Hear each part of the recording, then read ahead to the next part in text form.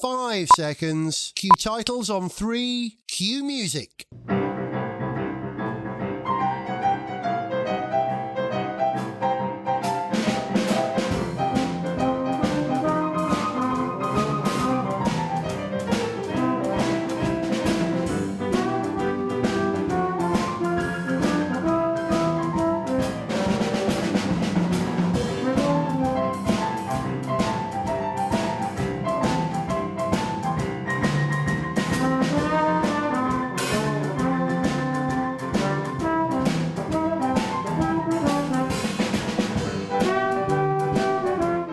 Hello, welcome to episode 6 on a very hot evening here in Clayton West. I suspect it's probably quite hot where you are as well. The window's open, the pens are ready. All I've got to do now is do some drawing. But before that, we'll say hello to everybody. Hello Daphne, who's in there. Hello Hannah. Thank you very much for joining in. Oh, Monty, you're there. Good. Monty's been slaving away outside, cutting down trees and things. And anybody else? Greg on a train. Greg's on a train. We might be joined, oh my goodness. We might be joined by people in Wales. We might be joined by people in France. We might be joined by people in Spain, Italy, who knows, all over. And Germany, Bavaria. Guten Abend. Guten Abend, Bavaria. Guten Abend, Bayern, as they say. And bonsoir à tous. So what are we going to do today? Well, we're going to draw some tiny shoes. One of the many joys of children is that when they're born they have tiny little feet, and you get tiny shoes to go with them.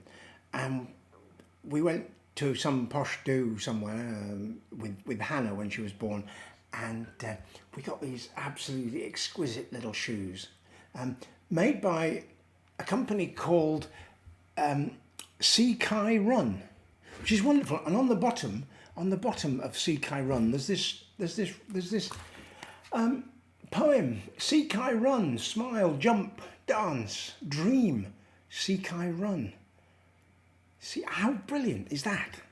I mean, you know, there are these people out there, there are these companies out there making this sort of thing. So we're going to be drawing some shoes, and Tim and the whole of Halifax, apparently. Tim is joining us. Ravi's here for a little while before he has to get into his ambulance. He's got a little ambulance parked outside his house, and he gets in and goes and helps people who've got heat stroke, which is very good.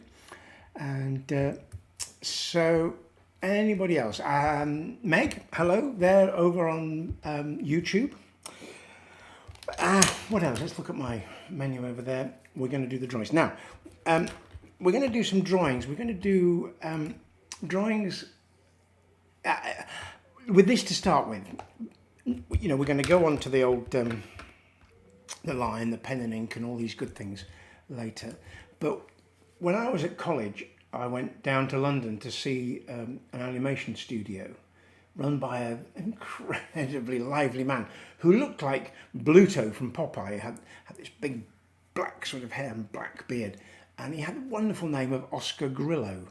And at the time he was animating the first Hobbit film. He was drawing Gollum and all on the pile of money and things like this. And he was showing us all about drawing and about how you work up from one drawing to another. And they used they started off with an orange crayon, then moved on to a blue crayon before they finally sort of inked it in. So I shall do that tonight. And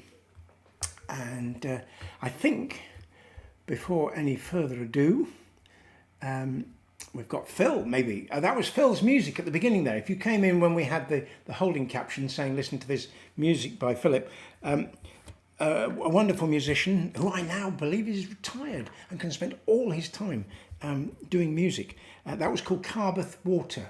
Very calm. Carbath Water, he tells me, is a small loch northwest of Glasgow, stocked with fish. I don't know if you go fishing, Phil, but we shall find out maybe later on. I don't know. The feet in the shoes, tiny feet. We won't draw those, we're going to draw the shoes. Here we go. Let's start off. There we go. That's what we're going to be doing. So starting off with the orange to sort of get some sense of shape coming in and placing it, because obviously you want the shoes to fit. You probably can't see very much of what's going on here, but we're getting I'm trying to get a sense of the form and the shape of everything so that we can get things going later on. And Daphne, this is the sort of thing you can do very easily, I'm sure.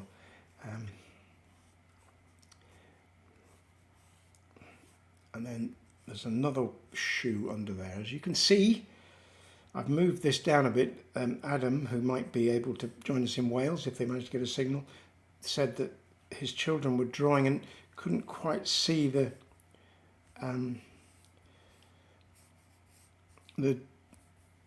was the mushrooms last week, couldn't quite see the mushrooms because of all the logos that are coming on when you're drawing. So there is a sort of outline roughed in shape, and now that's good because it's very, very, very pale. And then you can go over this with a little bit more detail. Now you've got to keep things moving in a, you know, things are symmetrical. Mushrooms aren't. Things that are made tend to be symmetrical. Oh, Gareth would join us, except he's making tea tonight. He'll be frying up some supper for his family down in London. That actually goes a little bit further on there. So I'm now picking out a little bit more detail. This comes right in here like this, coming back on itself. Velcro. Didn't have Velcro when I was young. You had to learn how to tie. I remember learning how to tie my shoelaces. Who remembers that? Who remembers learning how to tie their shoelaces?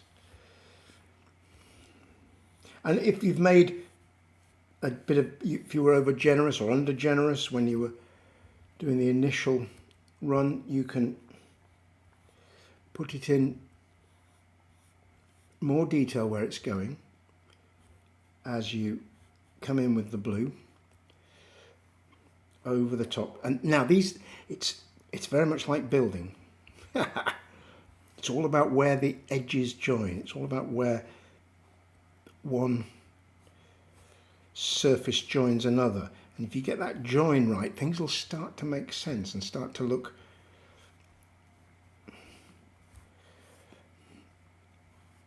somewhat like, as they say. I was trying to explain to a welder in Moll Green how I wanted the stands for a sculpture I was doing, how I wanted the stands doing, and you know, they wanted to be inconspicuous because they were stands for a sculpture, but they needed to be secure and everything like this. They didn't want to distract from the sculpture, but they needed to be solid. And he said, they need to be somewhat like Simon Jones, if you're watching, somewhat like. Oh God, I keep doing that. I've lost you all, ladies and gentlemen. Let's see if I can get you back. There we go. Hello. Yes, I move my mouse and everything shoots off the screen left to right, which is terrible. Frightening when you're doing this drawing business. Tonight we're one further step towards the Hung Firth Art Festival on stream in September. I'm going to be trying to do a live link up with the festival director, Bev Adams, later on via Zoom. It might work, it might not. We shall have to wait and see. That'll be around about 8 o'clock. Oh, Daphne likes your music, Philip. Yes, Phil has retired for 4 years. Oh gosh, best thing I've done. Yeah, well, yeah. I don't think I can retire. Really, I don't know. I don't think I'm going to stop, doing that. Rachel's joining in. My niece. Maybe she's down in Devon. So we're sort of covering that. We got Scotland, which is about there, isn't it? And Devon, which is down here somewhere. We'll see how they're doing. Merowyn's coming in. She can't stay. She has to Yes, she can't stay, but she's going to come back to it later. So let's get back to the drawing for a moment and see how we're doing with the shoes. We're now going to come in with a fine pen. If you're going to be doing drawings in a sketchbook, I know it's easy to draw in biro, but black biro ink just goes green over there. I did a very good drawing I was very pleased about. It worked really well many years ago, and so much so somebody wanted to buy it, and they framed it and put it on their wall in the kitchen, by the kitchen window, and the sun shone on it every day, and it went from black to green. All blacks are based on a colour, either based on red or blue or green, and it went to green, and then it slowly started to disappear after a couple of years. Luckily they didn't ask for the money back. They didn't pay that much for it. But don't draw in biro, in your sketchbook or anywhere. Draw in pencil or draw in a pigment liner. That means it's not going to fade. That means it's not going to fade. Now this is where things start to get a bit more serious. And the wonderful thing about shoes, well, these particular shoes, I have to say, is that they've got this stitching on them, and stitching is going to be really lovely in a minute.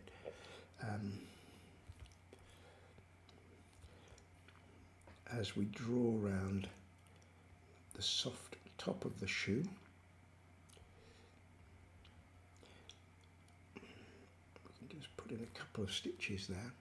There's the inside of the shoe happening. Now that happens from here. Here is the back of the shoe, and then we've got the sole there with some sort of marks on it here. So coming inside from that, you've got the inside of the shoe, and then you've got the darkness. The darkness within is there. And you've started to get these wonderful stitching lines, which are really helpful to sort of define the shape. Again, I can see things, if you're drawing from the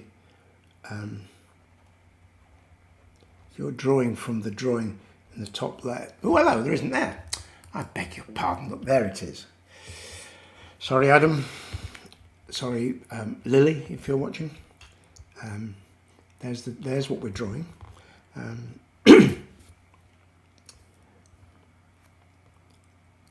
I can see these shoes slightly differently because the camera hasn't got exactly the right point of view.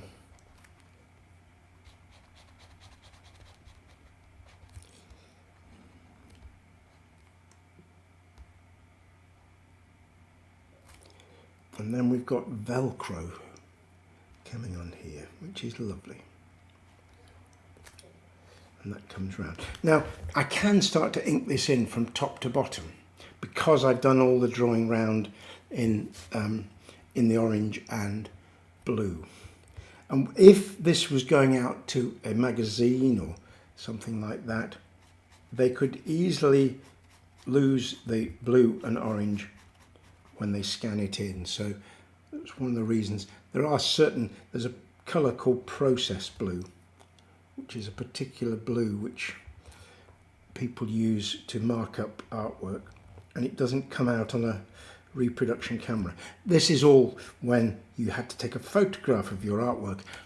And I was thinking about this only today, Monty, when we started off with Rogerson Roofing, and my first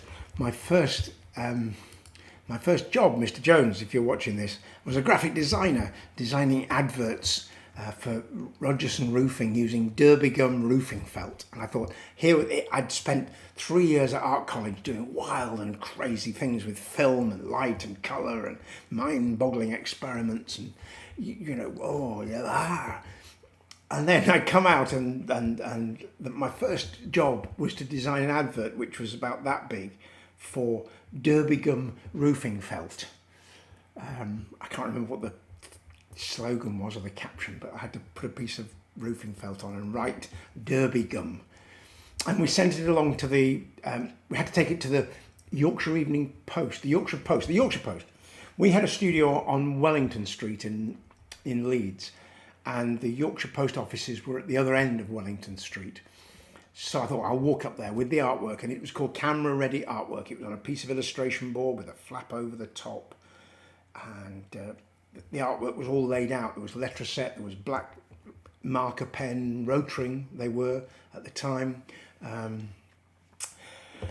And I took it along and said, I've got some artwork for the advert booked for Rogerson Roofing to the desk. And we were young, Monty and I, we'd set up a studio. We were straight out of college.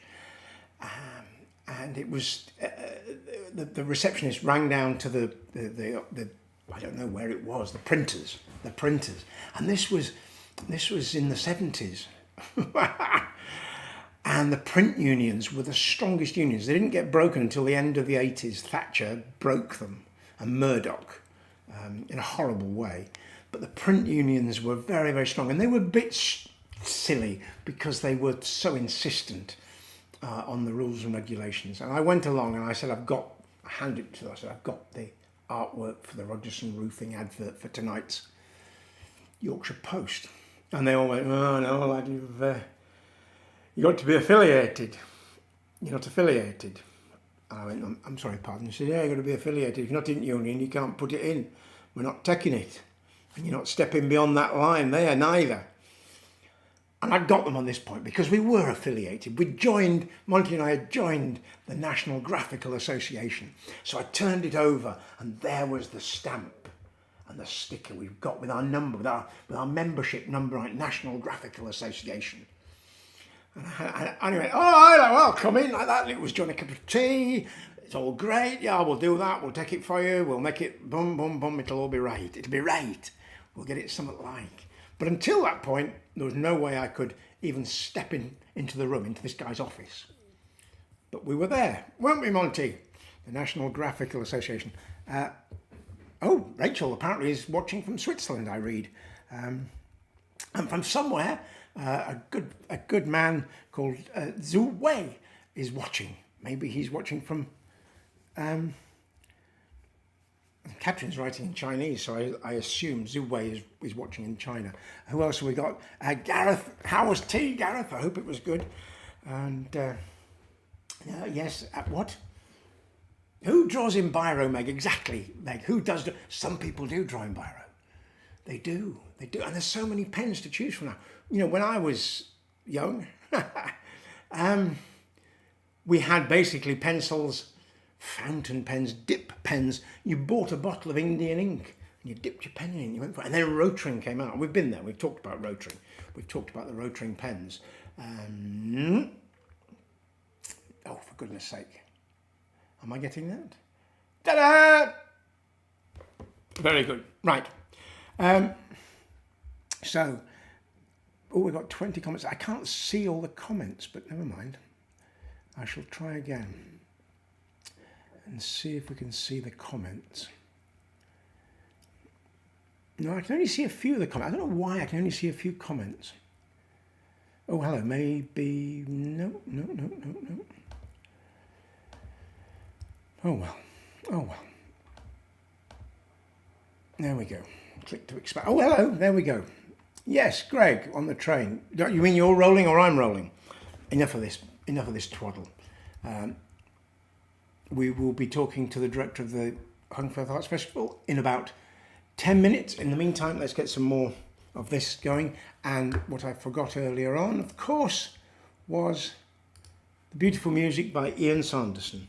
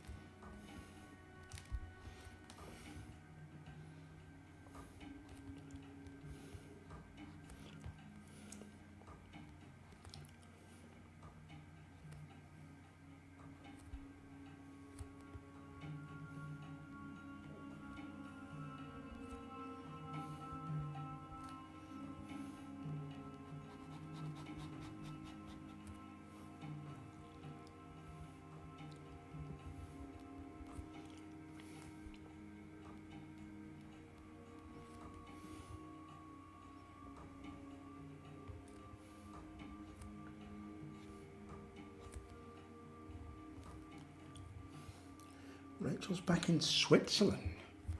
My word.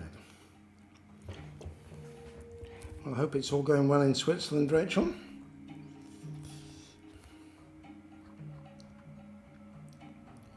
We'll just put a little bit of the soul in there. Now we've got some sort of, I believe this is called the welt. Correct me if I'm wrong, all you cobblers out there.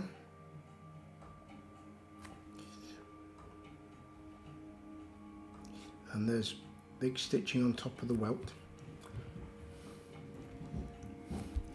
I can hear running feet. Either I can't see that. Is very, the music, I've just got to be just, this is great. Now I've just been handed a note. The music is very quiet. Okay, thank you. I don't know why. Let's put, oh, I see, that's why. There we go. Can you hear the music now? By Ian Sanderson.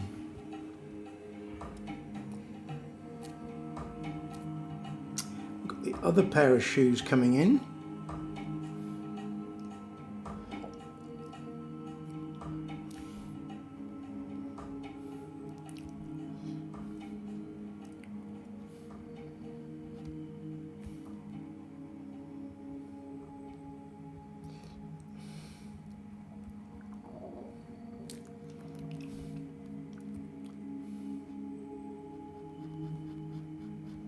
As I'm sure I've said before on this strange journey we're all on, a lot of the drawing is about what you leave out. Next note that comes in will say the music's too loud. Because you've got to, as I've said, we've talked about the mind, we've talked about the eye, we've talked about how your mind makes up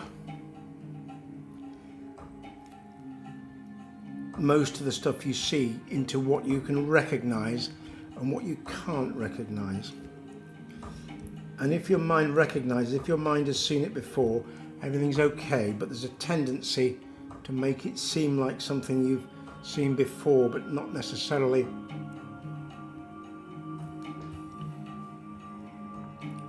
exactly what you're looking at. So if you leave gaps, it's getting far too loud now. If you leave gaps, it allows the mind to add details in. You've got to know where to leave the gaps. Because if the mind then puts in information, it's really keen to believe that information. If your mind has put the information in, it's really keen. It really thinks, we know what this is. This is a pair of shoes. So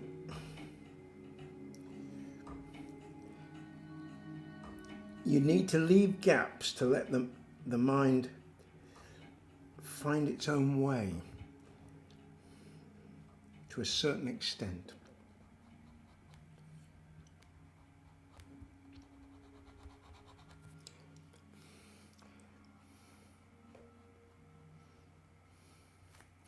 Right, we're getting close to, you've been watching me drawing and you've not been watching the drawing camera.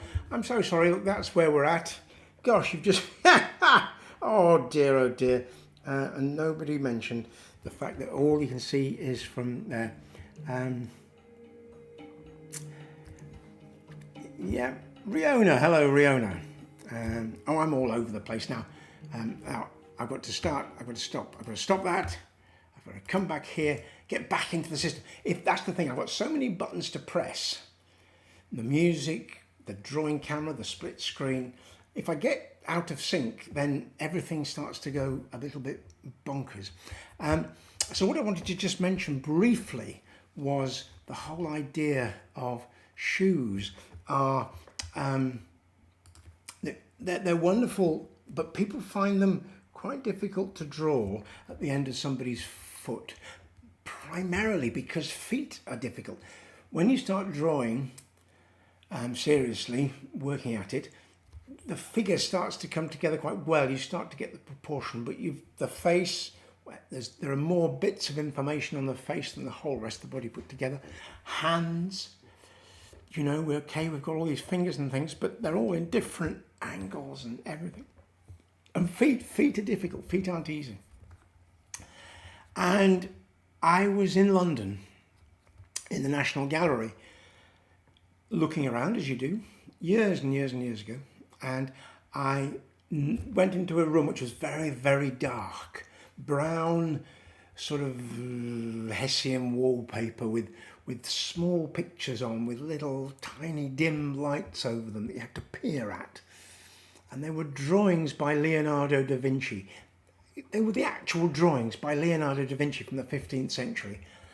Oh, it was wonderful looking at all this. And I went round the corner and there was a big stand, 8 or 10 feet high.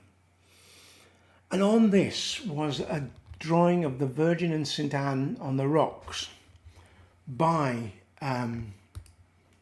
Leonardo da Vinci. There it is. Now that is huge. That is about, as I say, between about 8 feet tall. And it's called a cartoon. Cartoons were originally what people did to practice, to do the preparatory sketch, if you like, the practice getting the relationships of all the forms right. And it was drawn on carton paper. The Italians had a word modello for it. Modello, it was a modello. But it was drawn on carton paper, so it became known as a cartoon. And this is Leonardo da Vinci's cartoon, not a very funny one, for the Virgin and St. Anne on the rocks. And I was looking at this and I thought, this is beautiful, wonderful, all his rendition of the faces and the grace and the majesty. And then I looked down in the bottom left-hand corner and I saw this foot. And I thought, look at this. What's going on here? This is Leonardo da Vinci trying to draw a foot. He's got a lot of it in place, but, you know, by the time he did the big toe and the ankle was going well. But as he moved into the other toes, everything seemed to go bonkers. So I thought, I've got to see this. This is Leonardo da Vinci not quite getting a foot working. And there were some little red ropes and things. I looked around, there was nobody around. I sort of stepped over the ropes to have a look at this. These are 8 sheets of paper glued together, drawn on with charcoal in the 15th century, Italy. I want to have a look. So I got down and had a look. And as I bent down, this orange light on the corner of the gallery started going pting, pting, pting, pting, pting, pting. And in the distance I heard this. Oh, God, I sent it along. And sure enough, the museum attendants came and said, excuse me, sir, you have to move away from the painting. And I was going to say, look, it's not a painting, it's a drawing. I just look, and I went, look, Leonardo da Vinci got the foot wrong. And they weren't interested in the fact that Leonardo da Vinci got a foot wrong, which is a shame, I think.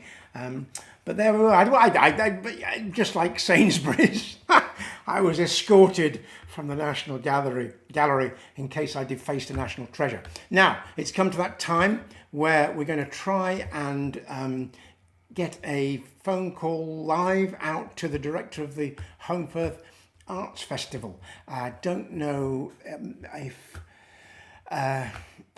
I don't know. Yes, Bev, you should be able to hear me. Nod your head if you can hear me. I can't hear you yet.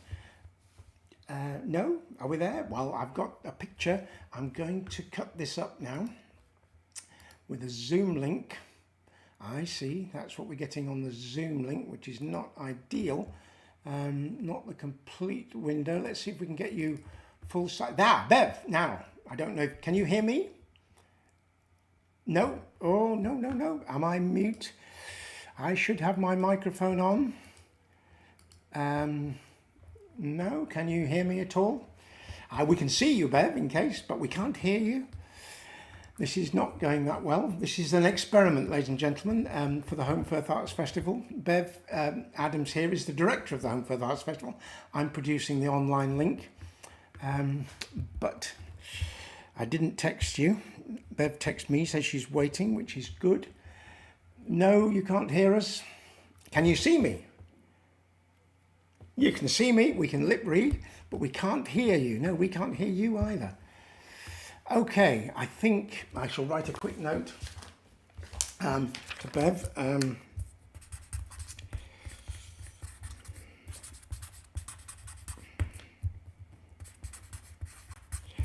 put that up. There we go.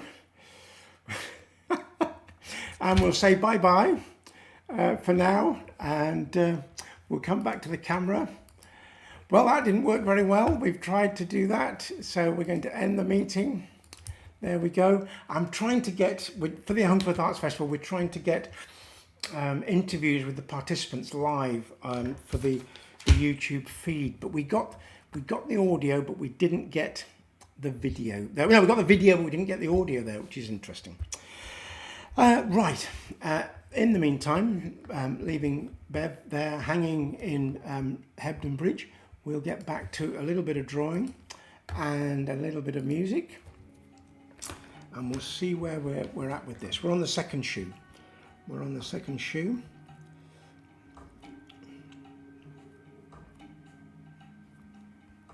The thing about the Zoom meetings is that you can do any amount of tests off air, but unless you're actually testing it on air, there's no knowing whether or not it works. So thank you for your patience, everyone, as we tried that. We'll have to work something else out. Now, all these rough lines I did in the orange and blue are really helping here to bring in the shape and the form of the other.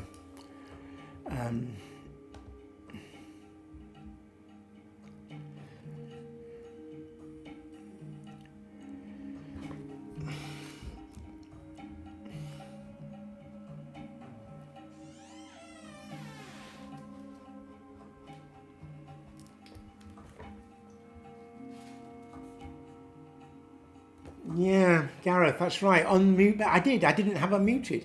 Maybe I did have her muted. I didn't think I had her muted. We tried to click all the buttons, but it didn't work there. Gareth, thank you for that.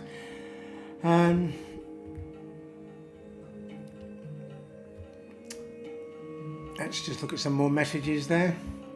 Good. Adam in Wales is saying the split screen is working better for them. I want to see the drawings, Adam. I want you to show me the drawings. It is, yes. Simon Jones, it's wow, it is hot. It is hot, isn't it? Oh, yes, Gareth. Greg is enjoying the... oh, goodness sake. These here behind... There's a story. There's a story to everything, ladies and gentlemen. These... oh, for goodness sake. These here... You wonder why I keep moving the wrong way, because this isn't a mirror I'm looking at. This is a reverse of me looking back. When Spitting Image started, they came on to the live show I was doing in Maidstone, and one of their requisites was, one of the things they needed was a reverse scan monitor. Most monitors do this, so if you try and point over there, it'll point, I'm pointing, I think I'm pointing that way, but I am, but it's the other way. And so if you're doing a puppet, you've got to have it like a mirror. So they had to have reverse scan monitors. So I'm now going to try and point at these shelves. There. These are shelves. They aren't shelves. These were original compartments which I built for a game for the Really Wild show, the BBC Nature programme, about a seashore.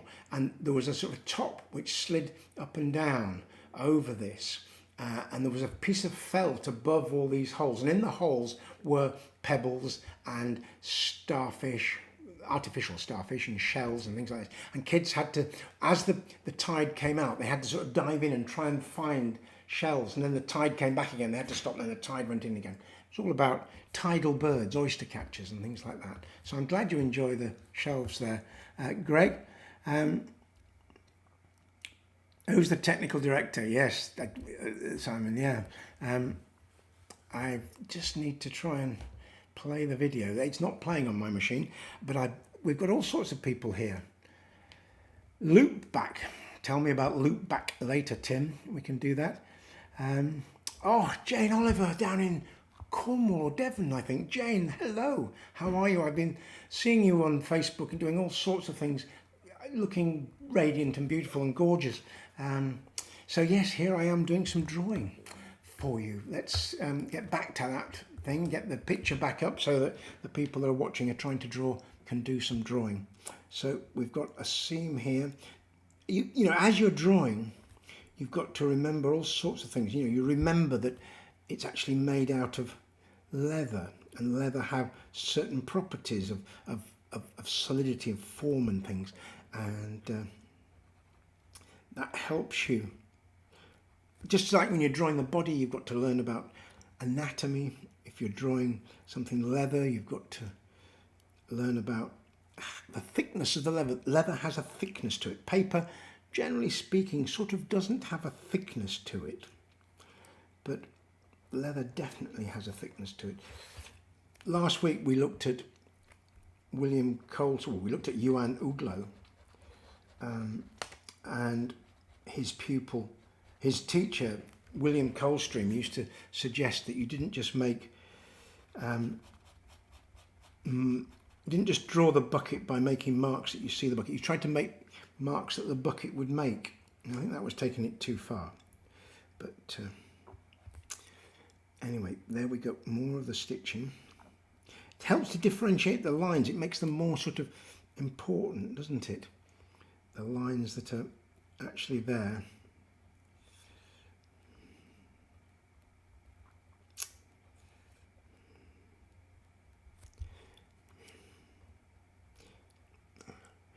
These little details are all the beautiful bits of the Seakai Run shoes that we got for Hannah. What was it for, Catherine? I can't remember. Can you remember? And when you actually find that you've drawn the right amount of, you've left the right amount of space for the little flowers, it's very gratifying. It's like when you start, maybe you start here and you come right round and you've made a mark here and you come right round and it joins up with that line. Things like that are very, very comforting. Now we've got to differentiate between these shoes. There's a top shoe and there's a bottom shoe. So this is obviously a little bit shaded in. Shading can be like sketching. Shading can be a bit dodgy, you know, you think. Again, you've got to be a bit careful. I mean, you remember when I just completely messed up the drawing of the adjustable spanner because I reached for the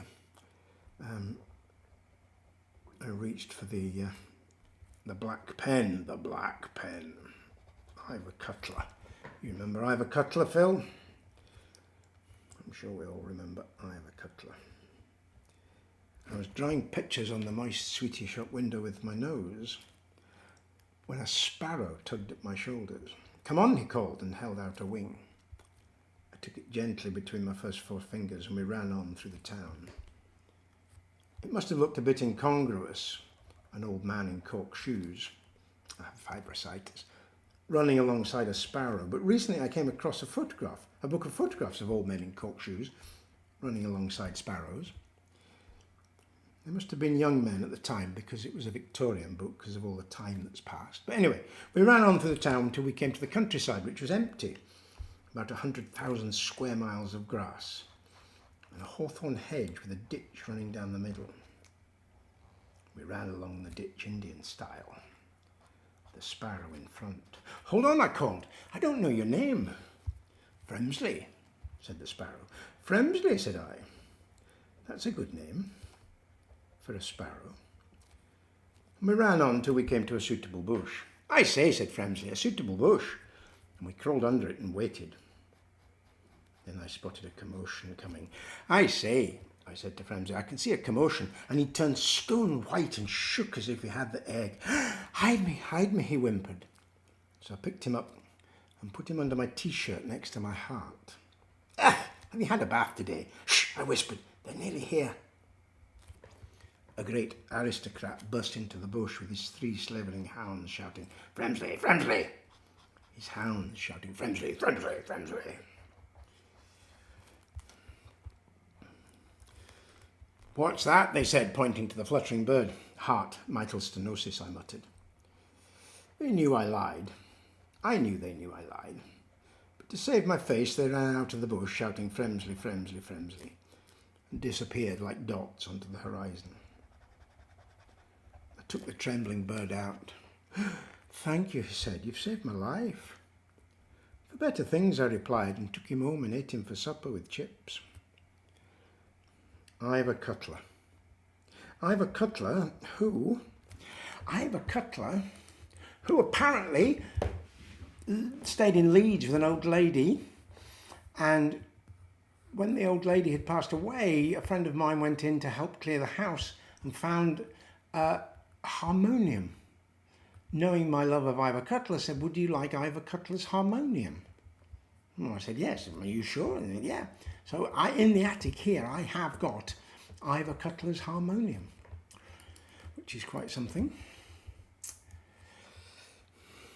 Can't play it, of course. I don't do music, lots of things, but not music. Now, some of this stitching, as you can well see, is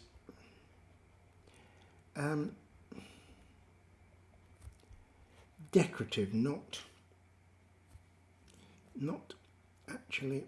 So I'm doing it slightly different, the decorative stuff.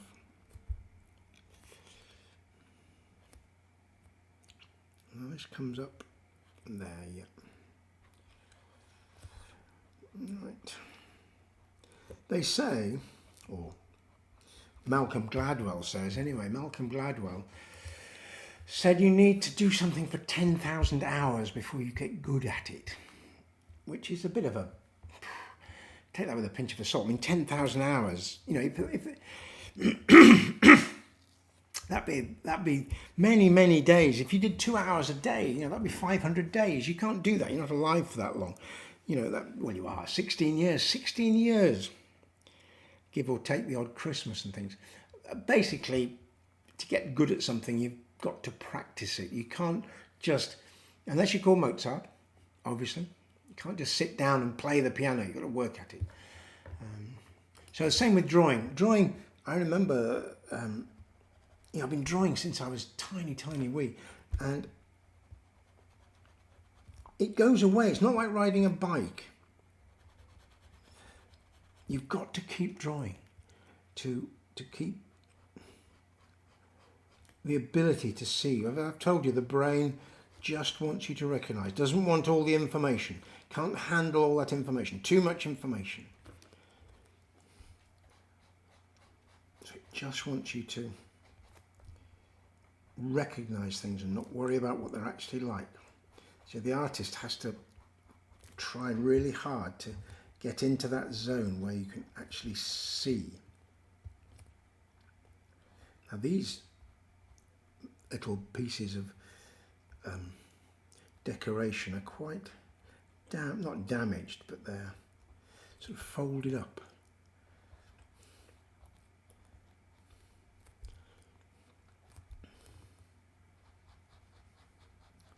So we're starting to get the shoes now, I think.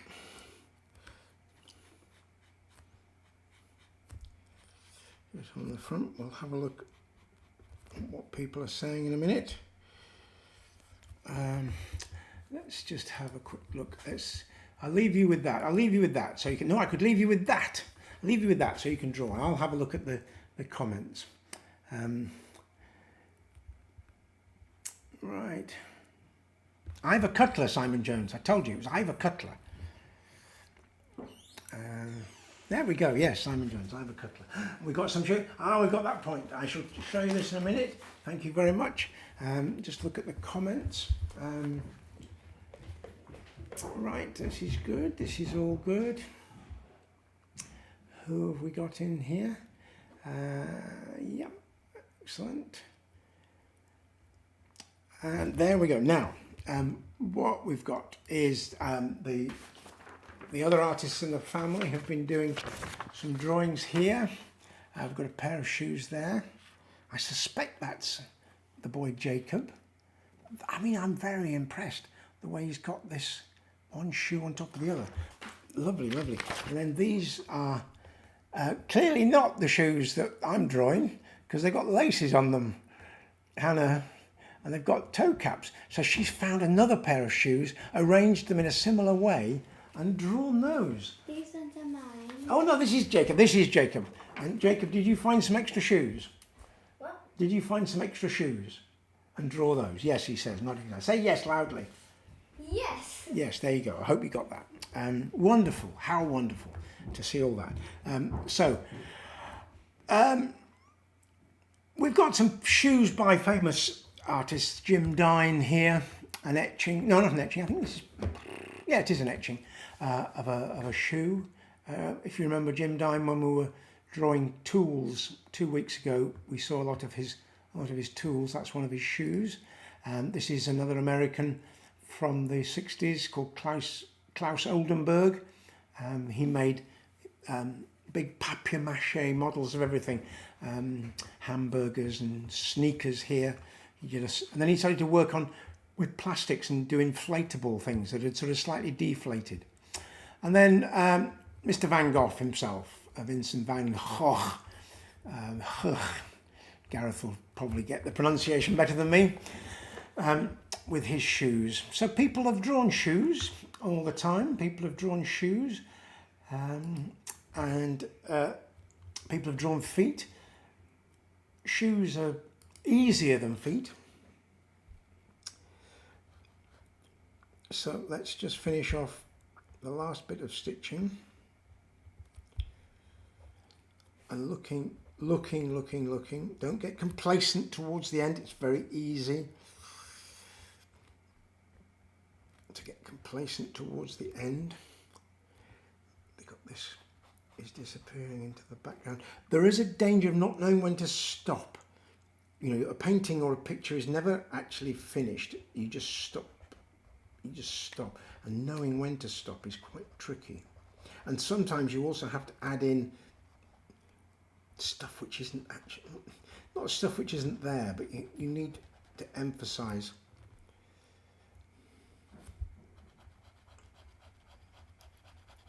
the lines to get them to work. I think that's sort of working. We need a bit more shadow there so that this shoe is on top of this shoe. All this side is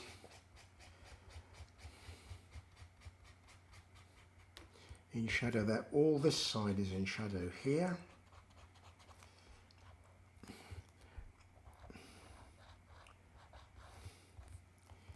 And I think we could now go for the bigger line. These lines will now bring the front forward with any luck.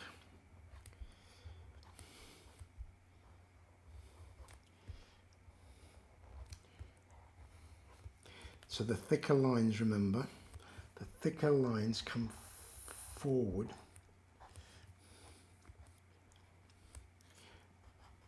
over the top. You must always remember that. Right, we're sort of there. This one tends to be a little bit way, and that one tends to be a bit zzz, not quite exactly as the Amanda from France. Bonsoir, ma chérie. Comment ça va out there? Simon wants to get these. Are they Nike shoes, Jacob? I don't know. They should be, shouldn't they? They should be. I don't want anything to do with Nike, Simon. You keep your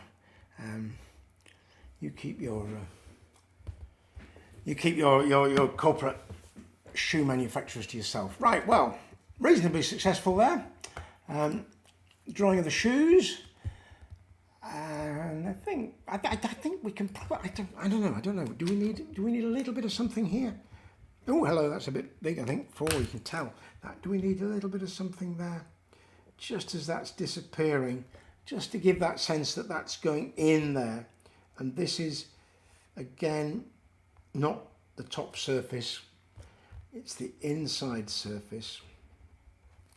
and that's the outside surface there. So just a bit of a hint. It's all about the hints, isn't it? And looking at the drawing you've done. There's a little bit of possible shadow coming on there.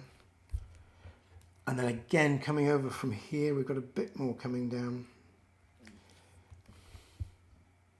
That's light, that's dark. We could go in, this is where it all goes horribly wrong.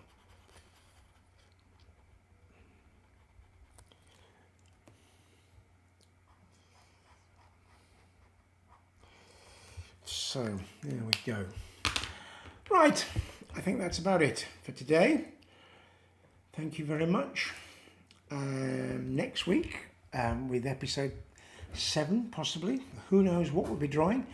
Who knows whether we'll be able to hear Bev Adams from the Hunferth Arts Festival. See if I can sort out the audio. I'll talk with you, Tim, if that's all right, during the week. So thank you for watching. There's just... The Nike shoes. Oh, hello, we've got the actual shoes that Jacob was drawing. They are Nike shoes. You did get that right, Simon Jones. Well done. Thank you very much. Here they are handed in. These are the shoes that he was drawing. Very good. Thank you, Hannah, for bringing those in. So all that remains is for me to say, oh, Joe as well, Joe. Still haven't sorted the lighting out for me, Joe. It's not bad though, is it? I mean, you know, I could do with a bit of shadow up here, up there, making it a bit more sort of, you know, a bit of a vignette of, and I'm sure it involves flags and cutters and all that sort of stuff. But if you get, you know, if you're over here, Joe, call in. We'll get it sorted out. Right. Thank you very much. See you next week. Thanks for watching. Bye bye.